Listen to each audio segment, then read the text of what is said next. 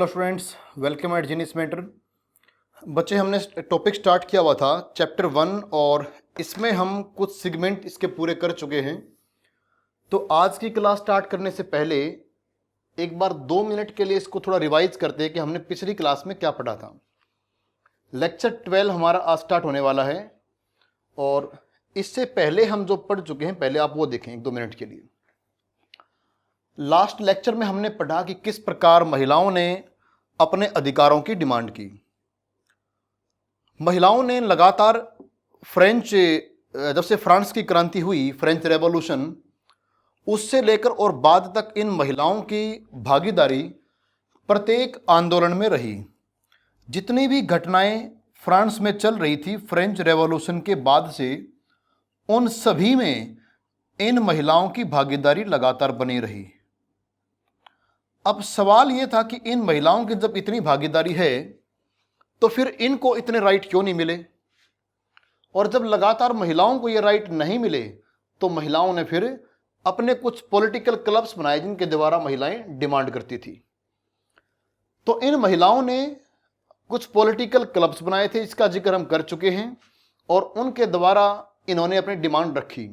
ये महिलाएं कहीं ना कहीं काम करती थी, मोस्टली वर्किंग वुमेन थी, और काम वहां पर बाहर करने के अलावा इनको अपने घर के काम करने पड़ते, बच्चों की देखभाल और परिवार की देखभाल करनी है, खाना बनाना है, उसके अलावा पानी भर के लेके आना है बाहर से।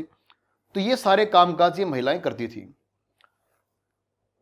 दूसरा इसमें जो है कि इनके जो पॉलिटिकल क्लब्स इन्होंने बनाए, जैसा कि हमने देखा था कि पुरुषों के जो क्लब थे उनको हम जैकोबिन क्लब्स कहते थे। तो उन जैकोबिन क्लब्स की तर्ज पे या उन्हीं की तरह महिलाओं के भी कुछ क्लब्स काम कर रहे थे, जिसमें सबसे मेन जो क्लब था वो ये था revolutionary and Republican women club. सबसे मेन ये था। ये महिलाएं लगातार अपने अधिकारों की मांग करती रही। इन महिलाओं के अधिकारों में सबसे मेन था पॉलिटिकल राइट्स, और पॉलिटिकल राइट्स से जब ये डिमांड करती रही, क्योंकि 1791 में जो संविधान बना था उस संविधान से इन महिलाओं को बहुत निराशा हुई, बहुत डिसअपॉइंट जो है इनको किया गया इस संविधान के द्वारा। उसके बाद लगातार ये नई सरकार को प्रेशराइज करती रही कि हमें अधिकार चाहिए। उसके बाद कुछ सरकारों ने या कुछ समय के लिए महिलाओं के लिए कुछ थोड़ा सा चेंज करने का प्रयास किया। रेवोल्यूशनरी गवर्नमेंट के समय कुछ ऐसे कानून पास किए गए जिससे महिलाओं को थोड़ा फायदा पहुंचा। इनको पढ़ने के अधिकार दिए गए, अपनी इच्छा से शादी करने का अधिकार दिया गया, और जॉब्स की ट्रेनिंग इनको पाने का अधिकार दिया। अब महिलाएं आर्टिस्ट बन सकती थी, छोटे मोटे बिजनेस कर सकती थी, लेकिन इन महिलाओं को अभी भी राइट टू वोट नहीं था। चलो, ये अधिकार थे अपनी जगह पर, लेकिन महिलाएं चाह रही थी कि उन्हें पुरुषों के समान अधिकार मिले। फिर एक समय आता फ्रांस में जिसको हम कहते हैं रीन ऑफ टेरर, आतंक का समय। उस आतंक के समय में, रीन ऑफ टेरर के दौरान, बहुत सारी प्रतिष्ठित यानी प्रोमिनेंट यानी बहुत सारी वैल्यूएबल महिलाओं को गिरफ्तार किया गया, उनको फांसी दी गई, और महिलाओं के जो अधिकार थे, चाहे वो उस समय चल रही थी उनकी डिमांड या बाद में चलती रही, उन्होंने न सिर्फ फ्रांस को काफी चेंज किया, बल्कि फ्रांस की इन महिलाओं के जो आंदोलन थे, इन्होंने पूरे वर्ल्ड को चेंज करने का प्रयास किया, या चेंज हर महीने में किया है। इन्हीं के कारण एक आंदोलन चला पूरी दुनिया भर के लिए, इसको नाम दिया गया इंटरनेशनल सफरेज मूवमेंट। यहां पर सफरेज का मतलब क्या होता है? Voting right. तो महिलाओं ने पूरी दुनिया भर में अपने वोटिंग राइट्स को लेकर आंदोलन किया है। आखिरकार 1946 में, 1946 में फ्रांस की महिलाओं को राइट टू वोट मिला। यह हम पहले पढ़ चुके हैं। अब हमने एक महिला, इनकी बायोग्राफी को पढ़ा। ये कौन थी? ओलंपे डे गौजेज। इन्होंने एक declaration of rights of women की बात कही, और उसके हमने कुछ राइट देखे। इस डिक्लेरेशन के। ये वो 4-5 राइट है जो है आपके सामने हैं, जो ये 4-5 राइट थे। देखो एक बार ध्यान से, इन अधिकारों की मांग जब इनकी तरफ से की गई, ओलंपिक डे गॉसिस जो थी, इन्होंने बस सिंपल से अपने कुछ राइट मांगे थे कि भाई हमें भी जो है इस प्रकार से राइट टू वोट होना चाहिए, हमारे पास भी वही अधिकार हों जो पुरुषों के पास हैं। तो इन्होंने सिर्फ उन्हीं अधिकारों की डिमांड की जो पुरुषों के पास थे, लेकिन इनकी सिर्फ इन डिमांड्स के चलते आखिर में 1793 में इनको फांसी दे दी गई। ओलंपिक डे गॉसिस इनको 1793 में फांसी दी गई। किस बात के लिए? कि इन्होंने पुरुषों के समान अधिकारों की मांग की और इन मांगों को देशद्रोह का आरोप लगाया गया। अब हमारा प्रश्न यहां पर यह आता है कि आपको कंपैरिजन करना है कि declaration of right of man and citizen को आपने कंपेयर करना है इस चीज से, जो आपने 2-3 क्लास पहले एक चीज पढ़ी थी, इसको नाम दिया गया था declaration of right of man and citizen. उसका कंपैरिजन आपने यहां से करना है। दोनों में बिल्कुल समानता है, बिल्कुल में सिमिलरिटीज हैं, क्योंकि यहां पर इन्होंने बात की है वुमेन इज फ्री, वहां पर क्या लिखा हुआ था? Man is born free. बस इतना फर्क है, वहां पर मैन था, यहां पर वुमेन है। यह बात कर रही है कहीं ना कहीं कि दोनों को समान राइट हो। यहां पर बात चल रही है कि दोनों को राइट होने चाहिए, उसमें सिर्फ पुरुषों की बात थी। तो दोनों में जो है सारी की सारी जो कहीं ना कहीं समानताएं बनती हैं, सिमिलरिटीज बनती हैं, और उससे भी ज्यादा अच्छा जो पॉइंट ऑफ व्यू है वो इनका है, क्योंकि यहां पर वो दोनों के लिए समान बातें लेके चल रही हैं, जबकि वहां पर पुरुषों को कुछ विशेष राइट अधिकार मिले थे। यहां पर ये कहते हैं कि अगर कानून की नजर में किसी पुरुष को आप दोषी पाते हैं और उस की पनिशमेंट अगर आप उसको एग्जीक्यूट करते हैं, उनको फांसी देते हैं, तो उसी सेम केस में आप महिला को भी फांसी दे सकते हैं। तो ये तो बराबर बात कर रही है। तो कहीं ना कहीं जो ये declaration of rights of women, ये जो चीज है, ये declaration of right of man से कुछ ना कुछ बेहतर है, क्योंकि वहां पर सिर्फ पुरुषों की बात थी और ये दोनों की बातें लेकर चल रही है। ठीक है, ये पिक्चर भी, इसमें भी आप देख सकते हैं कि देखो कितनी बुरे हालात यहां पर हैं। Women queuing up at A bakery. देखो बेकरी की लाइन के बाहर महिलाओं की लंबी कतार लगी हुई है। घंटों घंटों इनको जो है खाने के लिए लाइनों में लगना पड़ता, काफी समस्याएं इनको झेलनी पड़ती, लेकिन उसके बाद भी इनको राइट नहीं थे। इन्होंने अपनी मांगे रखने के लिए आंदोलन भी किया है, क्रांति में बढ़ चढ़कर भाग लिया, लेकिन उसके बाद भी अधिकार नहीं थे। तो तब एक महिला, ओलंपिक डे गॉसिस जो महिला है वो आती हैं, महिलाओं के अधिकारों की बात करती हैं, और रीन ऑफ टेरर के दौरान उनको इसी आरोप में फांसी मिलती है। तो हमने अगर कंपेयर किया, आप इसको अलग से भी कंपेयर कर सकते हैं। Declaration of rights of man को आप इससे कंपेयर कर सकते हैं। ठीक है, यहां बताया गया, देखो सोर्स सी, जो सोर्स सी आपको पढ़ाया गया था पहले, वो था declaration of the rights of man and citizen, और सोर्स एफ जो है, जो अभी हमने पढ़ा है, ये सोर्स एफ है। तो सोर्स एफ को आप सोर्स सी से कंपेयर करेंगे। वैसे मैंने कुछ कंपेयर कर दिया है, आप अलग से भी कंपेयर करके देखना कि आपको इसमें क्या अंतर मिलता है। फिर बाद में हम इन सब के सॉल्यूशंस लेंगे, प्रैक्टिस के जो क्वेश्चन दे रखे वो भी करेंगे। अभी हम आगे बढ़ते चैप्टर में। हमारा चैप्टर जो अभी स्टार्ट हो चुका है, आज का जो लेक्चर है, इन 1793, देखो महिलाओं की बात चल रही है, अभी महिलाओं की बात चली रही है, उनके आंदोलन की। तो उसी केस में एक ये छोटा सा एक लेटर आप इसको देखें। 1793, the Jacobin politician Chaumette sought to justify the closure of women's club on the following grounds.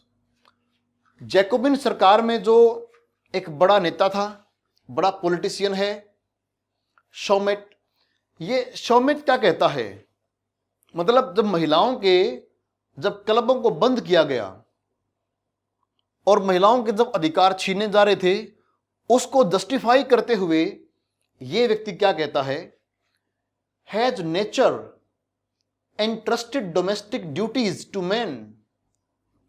क्या प्रकृति ने, नेचर जो मदर जो नेचर है जिसके कारण सभी बने हुए जीव जंतुओं का जो विकास हुआ उसकी बात चल रही है, has nature entrusted domestic duties to man.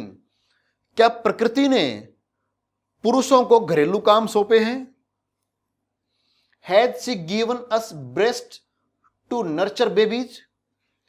क्या पुरुषों को बच्चों को दूध पिलाने के लिए ब्रेस्ट दी है, स्तन दिए हैं। तो ये बोला कि जब पुरुषों के पास स्तन नहीं है दूध पिलाने के लिए बच्चों को, तो घरेलू काम पुरुष कैसे करेगा। इनका जस्टिफिकेशन ये है कि अगर पुरुष घरेलू काम, देखो बंटवारा क्या हुआ है पहले समझो इस चीज को। उस समय और आज तक भी कई जगह पर बंटवारा होता है डोमेस्टिक वर्क और आउटर वर्क्स, ठीक है। ये डोमेस्टिक वर्क जो है करती हैं महिला, वुमेन, और ये बाहर वाले कामकाज करते हैं पुरुष। अभी इसको समझेंगे, मैं इसको क्लैरिफाई नहीं कर रहा हूं। देखो बात यह है कि आम सोच ये होती है कि घर के काम महिला ने करने हैं, बाहर वाले काम पुरुष ने करने हैं। अब इस सोच को जस्टिफाई कौन कर रहा है, शॉमेट। ये कह रहे हैं कि अगर प्रकृति ने पुरुष को स्तन नहीं दिए हैं कि बेबीज को वो दूध पिला सके, तो बोले कि ये एक लॉजिक है कि पुरुष घर के काम करने के लिए नहीं बना है। और क्योंकि महिलाओं को स्तन दिए हैं ताकि वो बेबीज को दूध पिला सकें, तो इसका मतलब है कि महिलाओं को घर के काम करने, बाहर काम नहीं करना है। तो शॉमेट कहना चाह रहे हैं कि महिलाओं को घर के काम करने चाहिए क्योंकि प्रकृति ने उनकी रचना घर के काम करने के हिसाब से की है, और पुरुषों को काम करने चाहिए बाहर की, क्योंकि पुरुषों की रचना प्रकृति ने बाहर के कामकाज के हिसाब से की है, ठीक है। No, she said to man, ये कहा कि प्रकृति ने हमें उस प्रकार से नहीं बनाया है। प्रकृति ने हमें कहा, पुरुष को कहा, बी ए मैन, मर्द बनो, पुरुष बनो, hunting, agriculture, political duties, that is your kingdom. शिकार करो, खेतीबाड़ी करो, पॉलिटिकल ड्यूटीज, राजनीतिक रूप से तुम एक्टिव हो जाओ, यही तुम्हारा क्रम है और ये तुम्हारा साम्राज्य है, तुम इसके राजा हो, तुम इनके ऊपर राज करने के लिए बने हो। शी सेड टू वुमेन, अब उसी प्रकृति ने महिला को कहा, बी ए वुमेन, स्त्री बनो, महिला बनो, the things of the household, the sweet duties of motherhood, those are your task. घर के कामकाज करो और माता होने का एक कर्तव्य निभाओ, बच्चों का पालन पोषण करो, ये तुम्हारी ड्यूटीज हैं। Shameless are those women who wish to become man, कि बोले कि उन महिलाओं को शर्म आनी चाहिए जो पुरुष बनने का प्रयास कर रही हैं। Have not duties been fair distributed, ये बोले क्या ये बंटवारा सही नहीं है कि पुरुष बाहर के काम करे, महिला घर वाले काम करे, बोले इसमें क्या दिक्कत है, बंटवारा सही तो है। तो शॉमेट जो है वो ये वाला दलील देता है कि प्रकृति ने रचना पुरुष की इस प्रकार की है कि पुरुष ने बाहर वाले काम करने हैं, और प्रकृति मां ने महिला की रचना इस प्रकार से की कि उसको घर के काम करने हैं, बच्चों को पालना है, बच्चे को जन्म देना, उसको दूध पिलाना है, और ये सारे कामकाज करने हैं। तो ये वाली चीज जो है उन्होंने की है, ये बात रखें। Imagine yourself to be one of the women in figure 13, formulate a response to the argument put forward by Chaumette. Source G में जो ये शॉमेट ये कह रहा है, अब इसको जस्टिफाई करना है। ये फिगर 13 है, यहां महिलाएं लाइनों में लगी हुई हैं रोटी को पाने के लिए। और अब आपको इस प्रकार देखो, मैंने पहले कहा था, मैंने मेरे फर्स्ट लेक्चर में कहा था कि हिस्ट्री को पढ़ना है तो आपको हिस्ट्री के अंदर जाना होगा। जब तक आप हिस्ट्री के अंदर नहीं हैं, आप हिस्ट्री को फील नहीं कर रहे हैं, तो आप हिस्ट्री को सीख भी नहीं रहे हैं। अब हिस्ट्री को आपने फील करना है कि अगर आप में से कोई उस समय कोई महिला होती, महिला उस समय उस जन्म में कोई लड़की इस वीडियो को देख रही हो, कोई बच्ची, वो सोच के देखे कि वो उस जमाने में होती फ्रांस में, और वो इस प्रकार लाइन में लगी है और 4-5-6 घंटे की लगातार धक्का मुक्की के बाद वो खाना लेके आई है घर के लिए। ठीक है, अब जो परेशानी तुम लोगों ने फील की, सोचा कि मुझे ये परेशानी हुई, कितने धक्के लगे, 4-5 घंटे तुम लाइनों में खड़ी रही, पैरों में दर्द हुआ, इतनी समस्या हुई, और उसके बाद अब घर पे आई हो और खाना वगैरह बना के खिलाना है।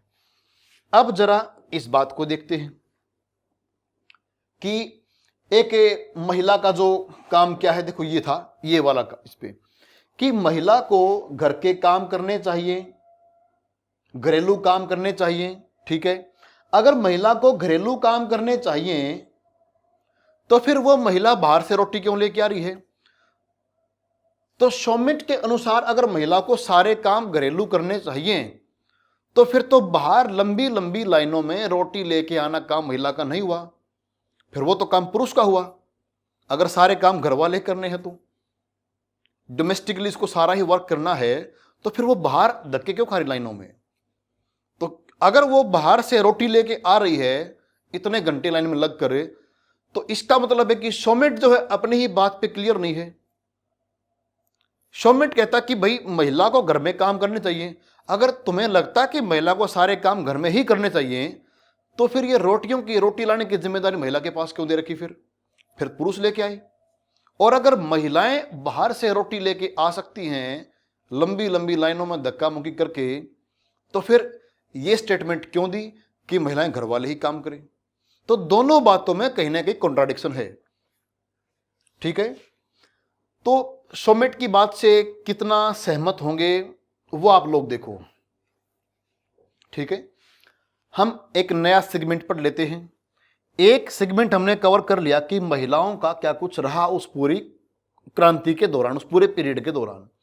एक सेगमेंट हमने देखा कि पुरुषों का उसमें क्या कुछ रहा, वोटिंग के राइट कब कैसे मिले। एक सेगमेंट अब देखने वाले हैं कि एबोलिशन ऑफ स्लेवरी, की जो दास थे, गुलाम थे, उनके साथ क्या होता था। One of the most revolutionary social reforms of the Jacobin regime was the abolition of slavery in the French colonies.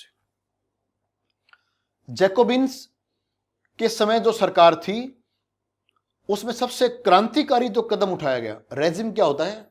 शासन। जैकोबिन के शासन के दौरान सबसे क्रांतिकारी जो कदम उठाए गए उनमें से एक था abolition of slavery in the French colonies, कि जितने भी फ्रांस के अंडर में देश हैं, जिन पर फ्रांस राज करता है, उन सभी देशों से दास प्रथा को खत्म करना, एबोलिश करना। एबोलिश क्या होता है? एबोलिशन समाप्त करना, अंत करना, कि दास प्रथा का अंत कर दिया गया। The colonies in the Caribbean, Martinique, Guadeloupe and Saint Domingo were important suppliers of commodities such as tobacco, indigo, sugar and coffee. ये कुछ कॉलोनीज हैं जो कि कैरिबियन में हैं। कैरिबियन जो मैक्सिको के आसपास जगह है कैरिबियन, तो वहां से कुछ ये कॉलोनीज के नाम इन्होंने रखे हैं। अब कहते हैं कि ये जो कॉलोनीज थी ये थे were important supplier of commodities, tobacco, indigo, sugar and coffee. जो इस तरह की चीजें हैं इनकी खेती यहां पर होती थी इन जगहों पर। But the reluctance of Europeans to go and work in distant and unfamiliar lands meant a shortage of labour and the plantations. यहां पर खेती अच्छी होती है, टोबैको मिलता है, इंडिगो है, मतलब खेती इसको बोलते हैं नील की खेती, इसको आप नील कह सकते हैं, नील की खेती होती है। उसके अलावा शुगर अच्छी बनती है, कॉफी होती है। इन यूरोपियंस को ये सभी चीजों की रिक्वायरमेंट है, इन यूरोपियंस को ये सब कुछ चाहिए, लेकिन समस्या ये है कि इनको लेने के लिए खुद वहां नहीं जाएंगे, खुद काम नहीं करेंगे, पर इनकी जरूरत इनको जरूर है। तो वे यूरोपियंस जो हैं वे वहां जाकर काम करना नहीं चाहते हैं, दूर जाकर एक ऐसी जगह पर जिसको वो जानते ही नहीं है, उनके लिए कुछ अनजान है, लेकिन उनको इसकी जरूरत है। तो फिर ये जो शॉर्टेज हुई, प्लांटेशंस जो होते हैं, मतलब जहां पर प्लांट वगैरह, बागान जो होते हैं बड़े बड़े, जहां पर खेती करते हैं इनकी, चाय की, कॉफी की, टोबैको की, तो वहां पर देखो ये यूरोपियन चाहते हैं कि वहां से ये सामान आ जाए, हम खेती भी कर ले, लेकिन समस्या यह कि हम वहां जाए नहीं जाएंगे, मिल जाए कैसे भी। तो कैसे मिलेगा भाई? So this was met by a triangular slave trade between Europe, Africa and Americans. तो क्या करते थे अफ्रीका, जैसे ये मान लो, ठीक है, यहां पर आप लेकर चलेंगे अफ्रीका, मैंने इसको लिख दिया अफ्रीका। अफ्रीका से ये स्लेव लेके जाते हैं यूरोप में, अफ्रीका से यूरोप में स्लेव लेके जाते हैं, और उसके बाद इनको फिर ये अमेरिका पहुंचाते हैं, यूएसए साइड की तरफ। और यूएसए के आसपास में इनकी बहुत सारी कॉलोनीज हैं, वहां पर उनसे खेती करवाते हैं, उनसे सारा काम करवाते हैं उनसे। तो अफ्रीका से बहुत जो है बड़ी संख्या में ये गुलामों को लेके आते खरीद। अब देखो बात ये है कि अफ्रीका से क्यों खरीद के लेके आ रहे हैं, क्योंकि अफ्रीका बहुत गरीब एक देशों का कॉन्टिनेंट है। अफ्रीका एक ऐसा महाद्वीप रहा है जहां के बहुत सारे देश गरीब रहे हैं, उनका डेवलपमेंट नहीं हो पाया, तो कई बार भूखमरी के शिकार हुए। हंगर भी कोई, भाई देखो हंगर भी कोई चीज होती है, भूखमरी, खाली पेट तो देशभक्ति होती नहीं है। तो इनके भूखमरी के कारण, गरीबी के कारण वहां के लोग अपने आप को बेचने के लिए मजबूर थे। चंद पैसों के कारण वे अपने आप को बेच दिया करते कि चलो कुछ तो मिलेगा खाने को, कुछ पैसे तो आएंगे, इससे हम काम चलाएंगे। तो उससे क्या था कि वहां के अफ्रीका के जो सरदार थे, सरदार माने मतलब उनके मुखिया, चिफ्टन वगैरह, तो वे अफ्रीका से कुछ व्यक्तियों को खरीद के रखते थे अपने पास गुलाम बना के, और जब यूरोपियंस वहां पर जाते तो उन गुलामों को उनको बेच देते, ठीक है। और अब गुलामों को लेकर यूरोपियंस अपने पास आके फिर इसको ले गए अमेरिका साइड में, अमेरिकन्स के पास, और वहां जाके उनसे खेती करवा ली।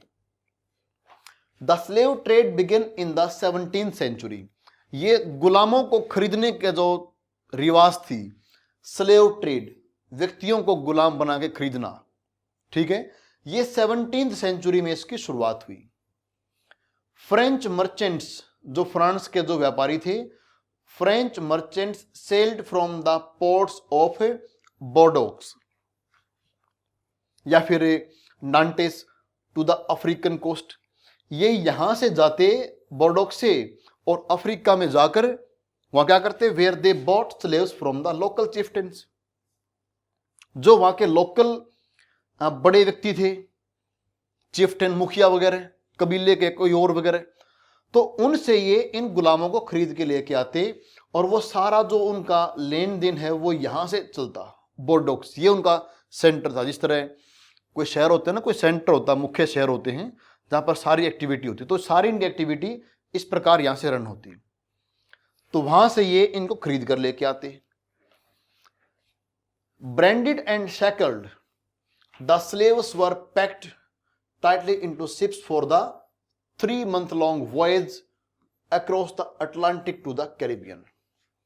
बड़ी संख्या में सब प्रकार के, कोई शरीर से ताकतवर है कैसा भी, उनको गुलामों को लेके आया जाता, और उन गुलामों को जहाजों के अंदर पूरी तरीके से पैक कर देते, ठूस ठूस के भर देते, और एक 3 महीने की लंबी समुद्री यात्रा के बाद अटलांटिक ओशियन से होते हुए कैरिबियन आइलैंड्स के पास ये जहाज पहुंचते। अब आपको थोड़ा सा ये ध्यान रखना कि अटलांटिक ओशियन कैसे, देखो एक बार मैं आपको थोड़ा सा ये मैप समझाता हूं किस प्रकार है। यहां पर आप देखते हैं कि एक इस प्रकार जो है अफ्रीका, ये आपका अफ्रीका है, अफ्रीका, और यहां पर एक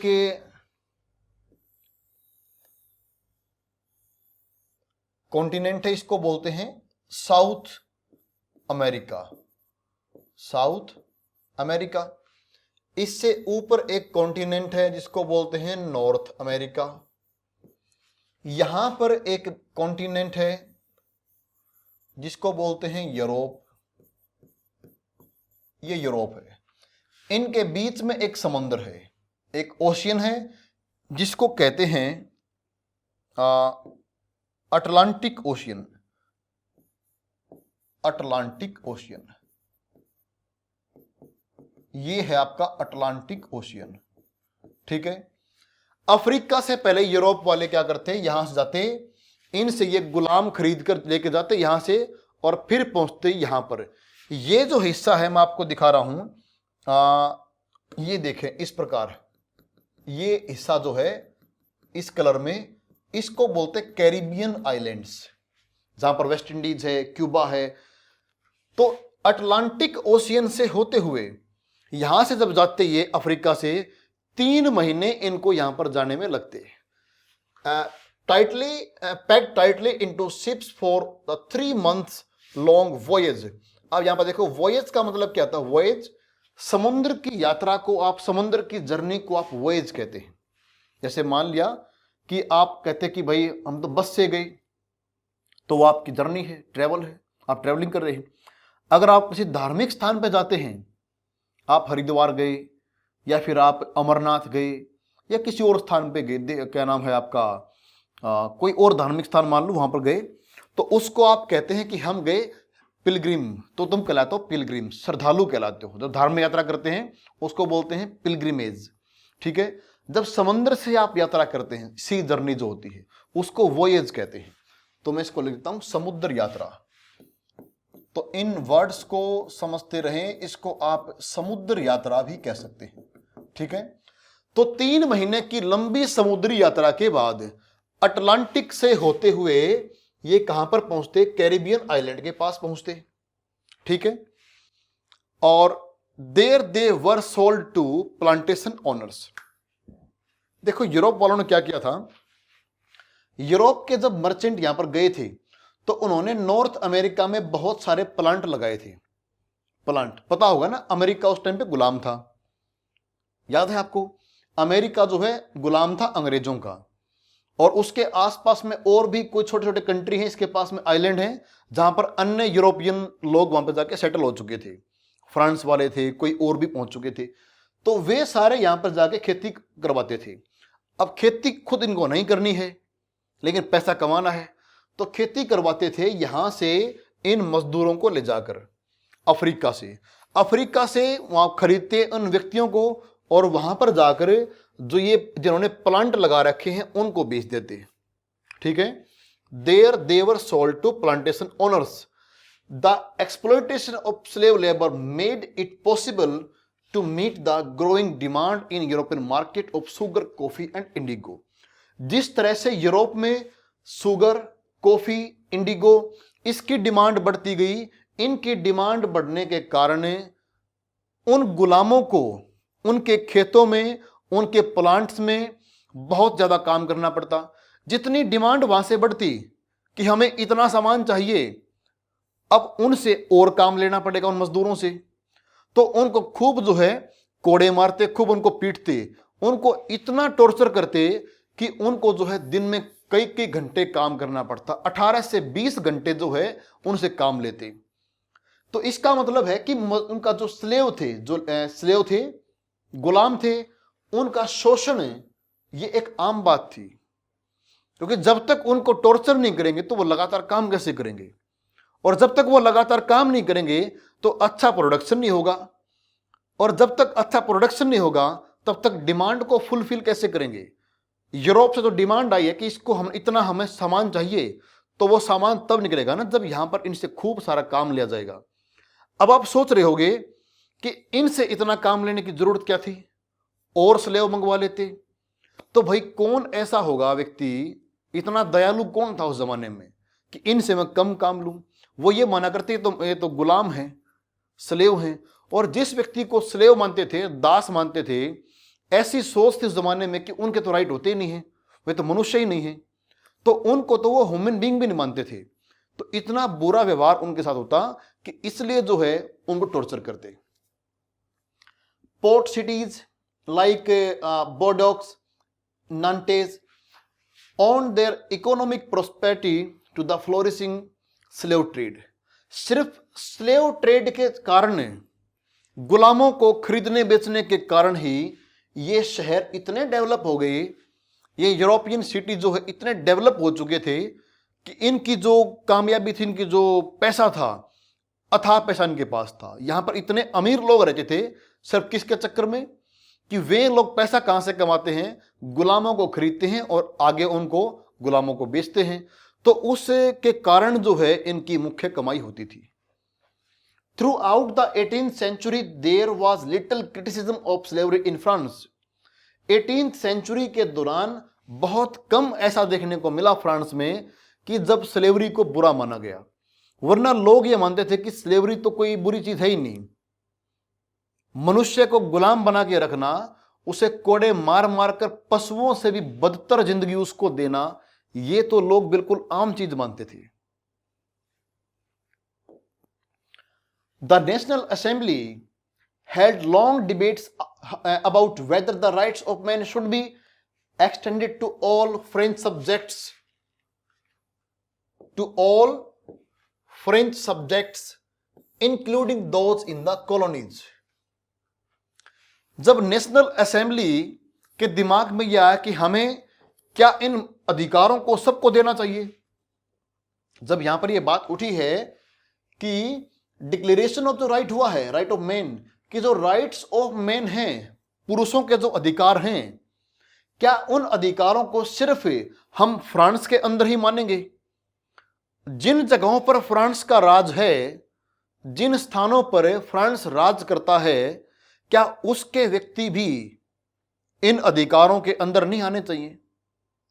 तो फ्रांस में ऐसी सोच आने लगी कि जितने अधिकार हमें मिले हुए हैं, क्या वैसे अधिकार हमें उनको भी दें जो हमारे गुलाम हैं।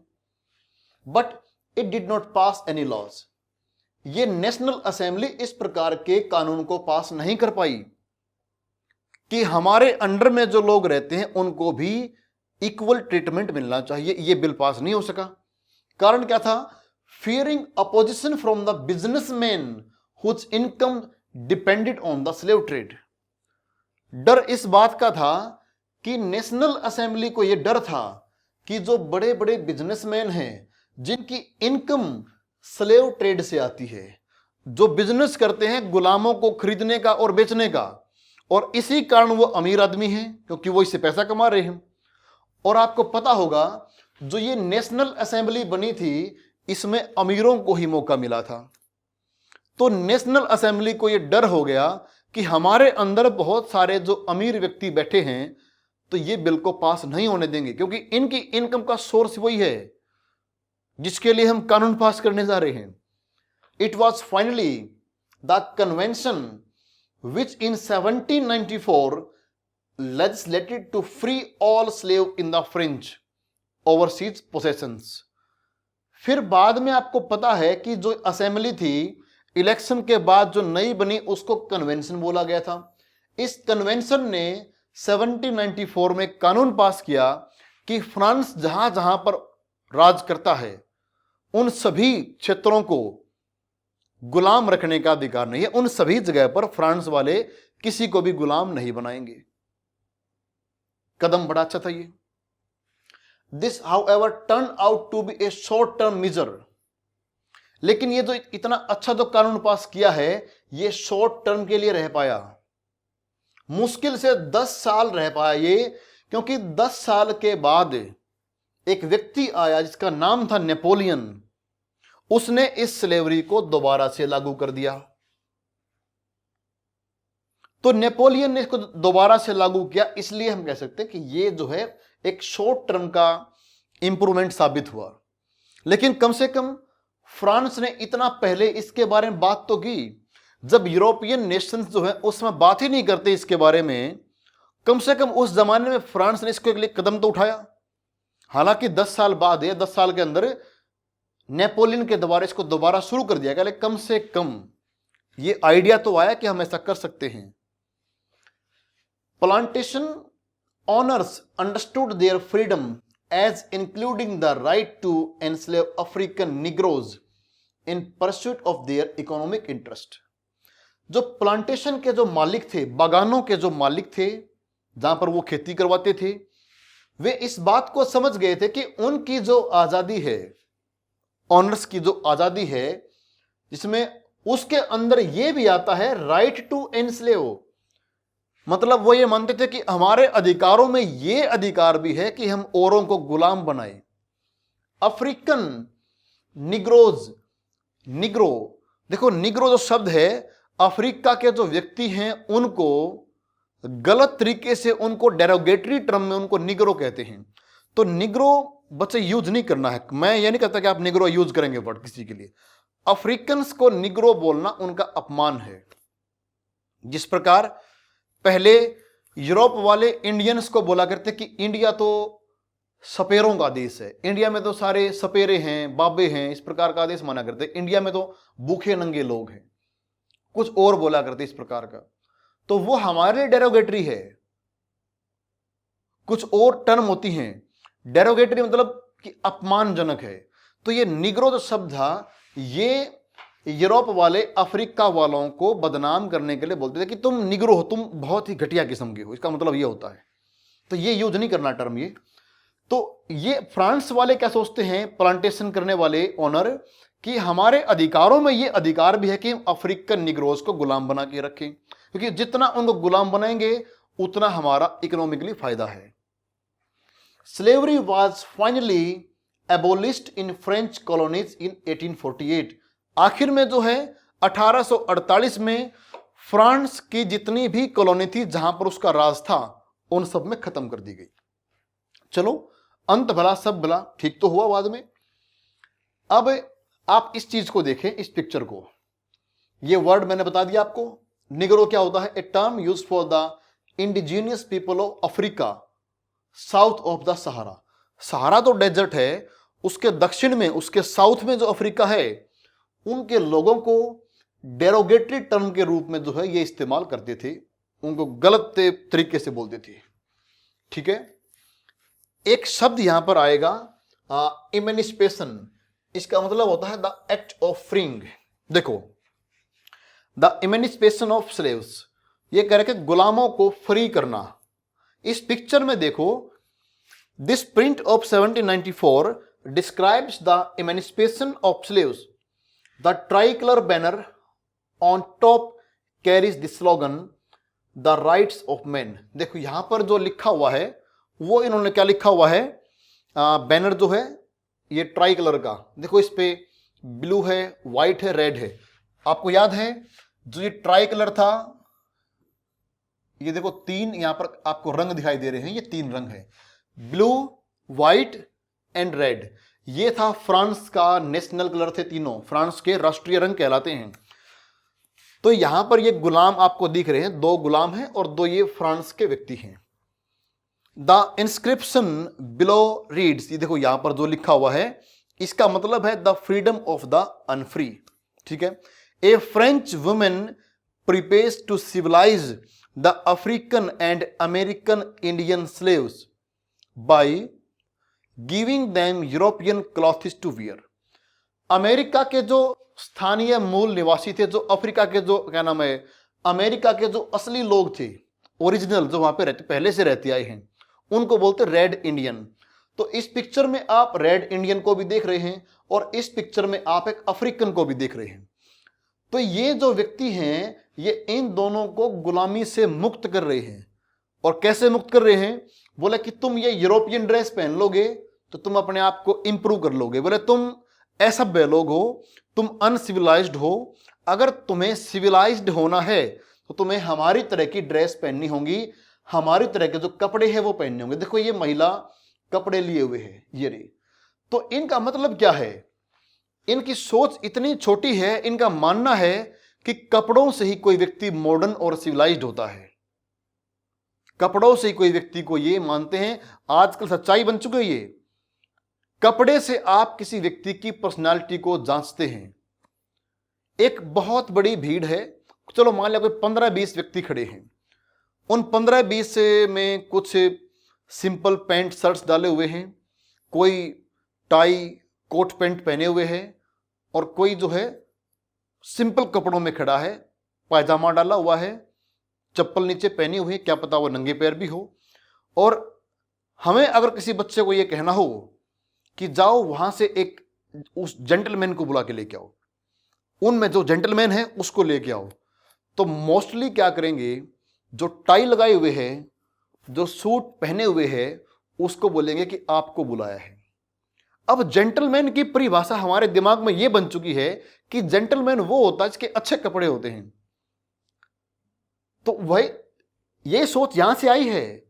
ये लोग कह रहे कि तुम अनसिविलाइज्ड हो क्योंकि तुमने जो हमारी तरह कपड़े नहीं पहने हैं, तुम ऐसे कपड़े पहन लो, तुम हो जाओगे सिविलाइज्ड और फिर तुम्हें फ्री होने का राइट होगा।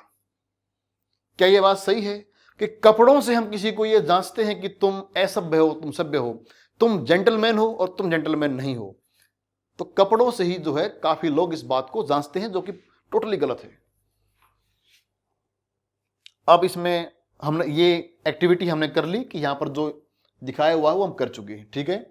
तो आज वाली क्लास में इसमें इतना, ठीक है, लेक्चर में। बाकी हम पढ़ेंगे इससे नेक्स्ट में और उम्मीद करेंगे उसमें ये पूरा हो जाएगा। तो आज भी इतना, ठीक है, नमस्कार।